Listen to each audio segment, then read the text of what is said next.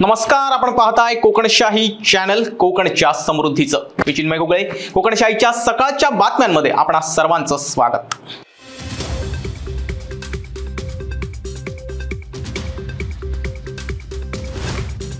आंबोलीचा मुख्य धबधबा प्रवाहित झाल्यानंतर पहिल्याच रविवारी पर्यटकांनी आंबोलीत मोठी गर्दी केली. दाट धुकं, पाऊस आणि थंडगार वारा याचा मनमुराद आनंद पर्यटकांनी लुटला.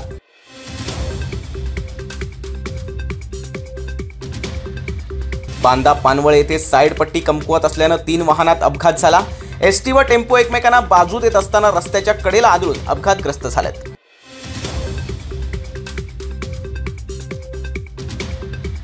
विषारी द्रव्य ओतून मासे खराब केल्याप्रकरणी मच्छीमार संघटना आक्रमक झाली आहे. या विकृत कृत्य करणाऱ्यांचा पोलिसांनी लवकरात लवकर शोध घ्यावा, अन्यथा आक्रमक भूमिका घेतली जाईल असा इशारा देण्यात आला.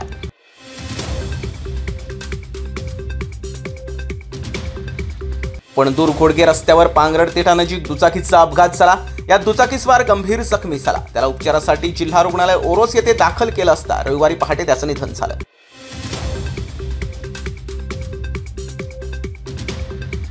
शिवसेना, भाजप आणि राष्ट्रवादी यांचं सरकार स्थिर करण्यासाठी अजित पवार यांची निवड करण्यात आली आहे. त्यांच्या निवडीमुळे वेगानं विकास होण्यास मदत होईल असा विश्वास शालेय शिक्षण मंत्री दीपक केसरकर यांनी व्यक्त केला आहे.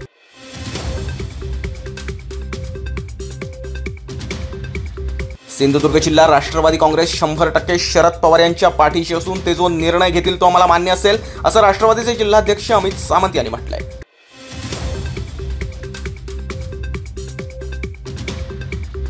दारिस्ते येथील ठाकूरवाडीकडे जाणारा रस्ता एका बाजूने कोसळलाय. त्यामुळे ग्रामस्थ आणि प्रवासी यांना प्रवास करताना त्रास सहन करावा लागतोय.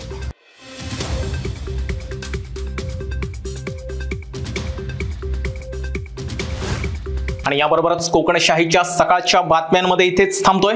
पण तुम्ही मात्र दिवसभरातील अपडेट्स आणि ताज्या घडामोडी जाणून घेण्यासाठी कोकणशाहीचं YouTube चॅनल आताच सबस्क्राईब करा. फेसबुक पेज लाईक करा आणि इंस्टाग्राम पेजला फॉलो करायला विसरू नका. धन्यवाद.